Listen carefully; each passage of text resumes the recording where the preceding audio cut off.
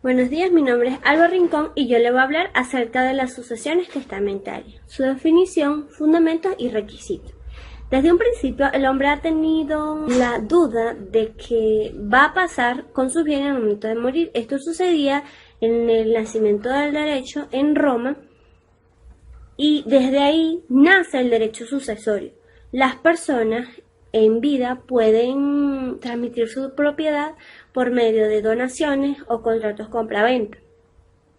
Pero al momento de su muerte existen ciertas especificaciones que establece la ley para poder transmitir o la capacidad de testar y ceder ese patrimonio a otras personas, pudiendo ser familiares o terceros. Pero en sí, las sucesiones testamentarias es aquella que se origina cuando el causante, en previsión de su muerte futura o próxima, voluntariamente señala cuáles son los pasos a seguir enmarcado en el área jurídica, ¿verdad? ¿Cómo se va a dar estas sucesiones? Esto está establecido en el artículo 686 del Código Civil, donde el testador, ¿verdad?, va a someterse a ciertas formalidades y limitaciones que llevan el hecho de testar, con la finalidad de garantizar y proteger la distribución de su patrimonio.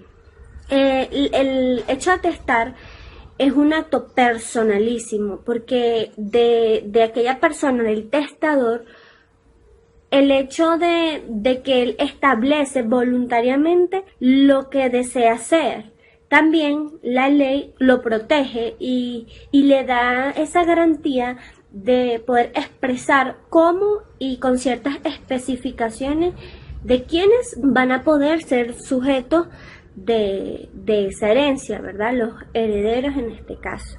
Uno de los fundamentos principales es la voluntad. No puede existir un testamento si no existe la voluntad del testador en hacerlo, para así poder establecer cuáles son los pasos a seguir al momento de fallecer. Existen ciertos requisitos que se deben tener, pero en relación a los fundamentos, es que tiene que ser de forma válida, en conformidad con nuestro ordenamiento jurídico y mediante un testamento. También que el causante o el jujus tenga la capacidad de disponer y que el instituido sea capaz para suceder y percibir, ¿verdad?, la persona que va a recibir la herencia. Que la disposición testamentaria se haya respetado de forma legítima. Y conviene señalar que en nuestro derecho vigente no existe otra forma de disponer de los bienes propios después de la muerte. Como ya sabemos, pues es requisito fundamental la existencia de un testamento, porque así lo establece la ley. Pero ahora, ¿qué es el testamento, verdad? Este es un acto por el cual la persona manifiesta su voluntad de manera consciente, libre, para que el destino de todos sus bienes o parte de ellos sean claramente respetados de manera clara y pueda así tener ese cumplimiento de su voluntad. Entre los requisitos generales para testar está establecido claramente en el artículo 695 del Código Civil, donde establece que debe ser escrito, debe contener lugar, fecha del otorgamiento, también dedicar el nombre del testador, nacionalidad, domicilio, estado civil, tener su firma, y en caso de que la persona no pueda firmar, debe haber un testigo testamentario, y eso también está establecido en el artículo 697 del Código Civil. Debe expresar la capacidad legal de testador y debe señalar con precisión el heredero o el legatario. Vale hacer mención que las formalidades especiales de cada clase de testamento no pueden ser aplicadas a otras, ya que existen varios tipos de testamentos que otros compañeros abordarán ese tema. Entonces, a manera de introducción, podemos ver y saber, conocer qué es una sucesión testamentaria, cuál es su fundamento y los requisitos esenciales. Bueno, mi nombre es Manuel Peñalosa y les voy a hablar sobre las limitaciones a estas capacidades de testar y de recibir por testamento.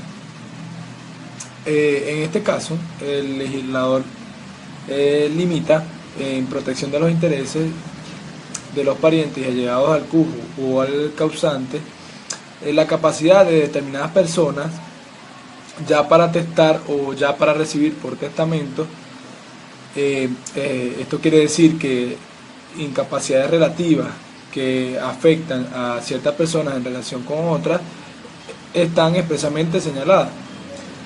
Hablando sobre las fundaciones, como una excepción a la incapacidad que hiera a las asociaciones que no hayan obtenido aún capacidad jurídica por no haber cumplido los requisitos de inscripción ante las respectivas oficinas de registro, debemos señalar fundaciones en las cuales se establece en el artículo 19 del Código Civil, en el cual considera que la existencia jurídica desde el otorgamiento de este, siempre que luego haya apertura de la sucesión, se cumpla con el requisito de la protocolización. El indigno. El indigno para recibir lo es también como para recibir un testamento de aquel que hubiere ofendido conforme a lo previsto que está establecido en el artículo 810, pero asimismo son aplicables a las disposiciones de los artículos 811, 812 y la primera parte del 813 del mismo Código Civil.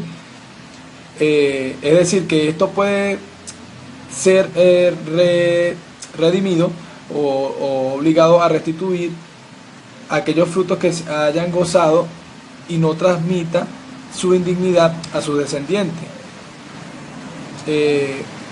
Hablando un poco de los tutores, el tutor no podrá aprovecharse de las disposiciones testamentarias de sus pupilos que hayan sido hechas antes de la aprobación de las cuentas definitivas, aunque el testador en este caso hubiese muerto después de haber aprobado aquellas dichas cuentas. El registrador y otros oficiales de registro y testigos dice que las disposiciones testamentarias hechas a favor del registrador o de cualquier otro civil, militar, marino, consular que haya recibido el testamento abierto o de alguno de los testigos no tendrá efecto, tampoco lo tendrán las instituciones. Esto lo enmarca en el artículo 846 del Código Civil, que dice que las instituciones y legados hechas a favor de la persona que haya escrito el testamento cerrado, a menos que en este caso la disposición testamentaria fuese aprobada en cláusula escrita a mano del mismo testador o verbalmente por este ante el registrador y testigos instrumentales. El cónyuge del binubo tiene una capacidad parcial que afecta a quien ha contraído segundas nupcias. Luego de haber sido disuelto, por supuesto, al vínculo anterior, en sentido de limitar su derecho a testar a favor del cónyuge, ya que no le permite instituirle por una parte superior a la que reciba menos favorecido de los hijos. En todos los casos, la incapacidad parcial es lógica de admitir que el excedente de la porción permitida favorecerá a quienes se han llamado conjuntamente con el incapaz cuando se dé entre ellos el derecho de acrecer a los sustitutos si lo hubiere en este caso. Buenas noches, mi nombre es María Matilde Álvarez y voy a hablar sobre la capacidad para testar y para recibir por testamento. Entre la capacidad para testar, según lo establecido en el artículo 836 del Código Civil, puede disponer por testamento todos los que no estén declarados incapaces de ello por la ley. O sea, que tengan total capacidad, lo que ratifica que el principio de derecho, de acuerdo al cual la capacidad es la regla y la incapacidad la excepción, por lo que quien pretenda alegar la incapacidad en contra de quien haya testado sin ser capaz, necesariamente deberá probar el hecho de lo que lo determina. Según el artículo 387 del Código Civil, son incapaces de testar: número 1, los que hayan cumplido 16 años, a menos que sean viudos, casados o divorciados. 2, los entredichos por defecto intelectual.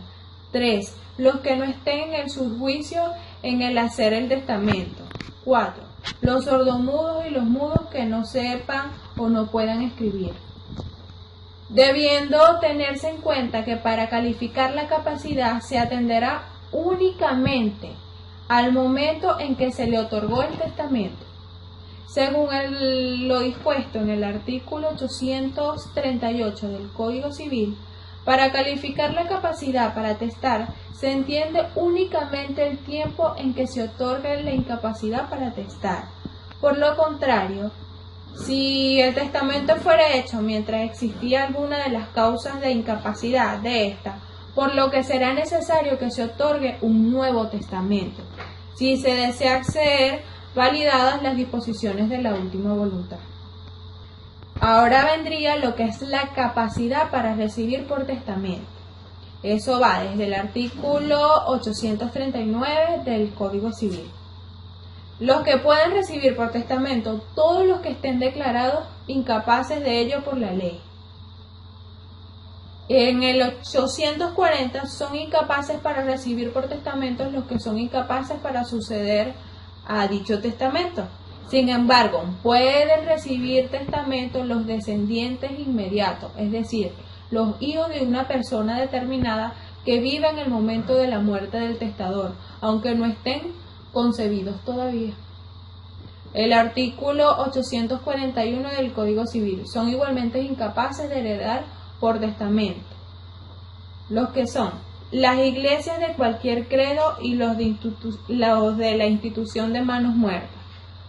2. Los ordenados en sacris y los mismos ministerios de cualquier culto, a menos que el instituto sea un cónyuge, ascendiente, descendiente o pariente consanguíneo dentro del cuarto grado exclusive del testador.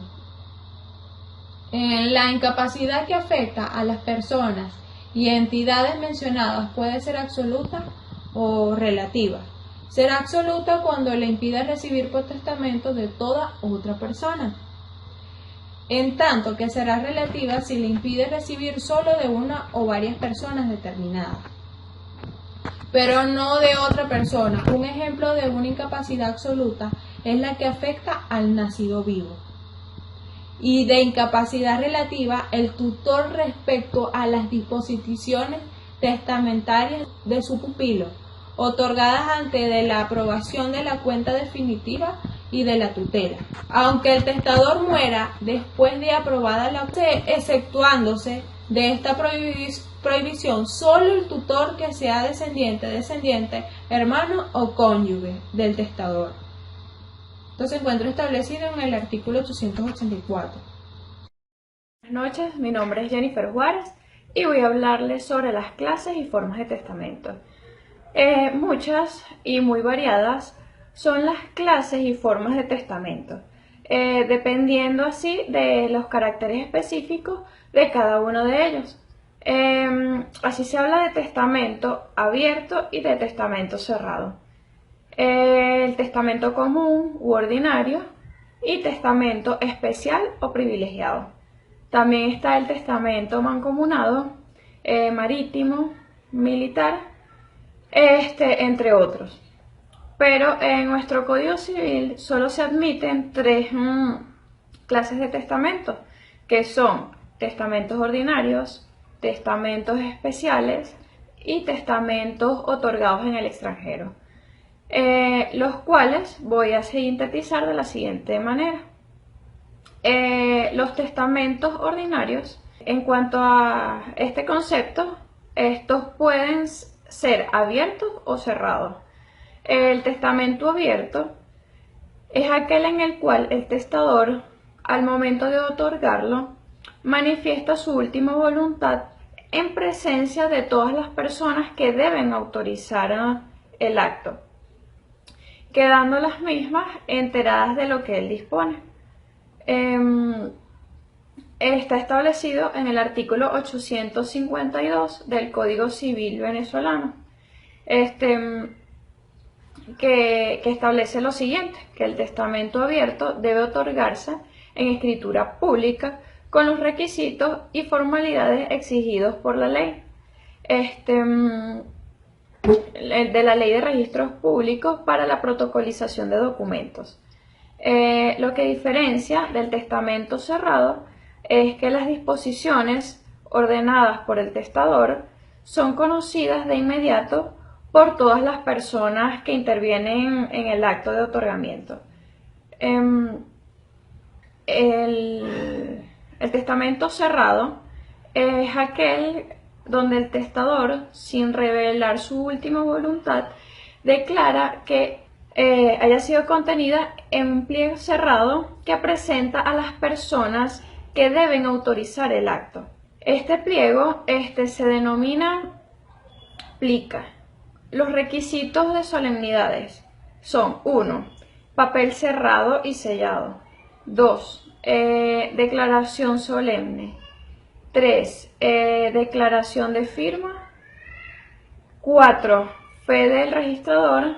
5. Protocolización. 6. Firma del testador. Y por último, la nulidad.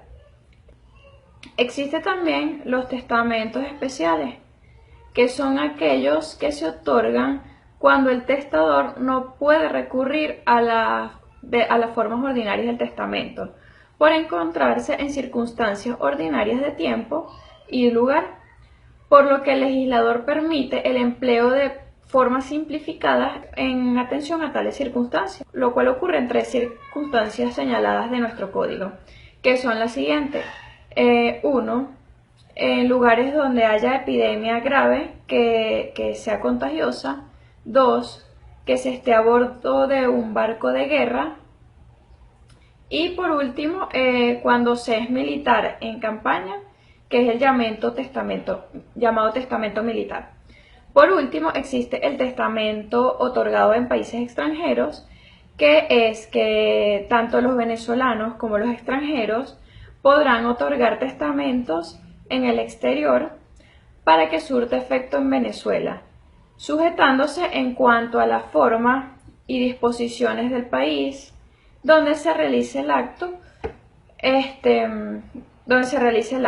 Sin embargo, deberá otorgarse en forma auténtica, pero también podrán otorgarlo tanto los venezolanos como los extranjeros en el exterior.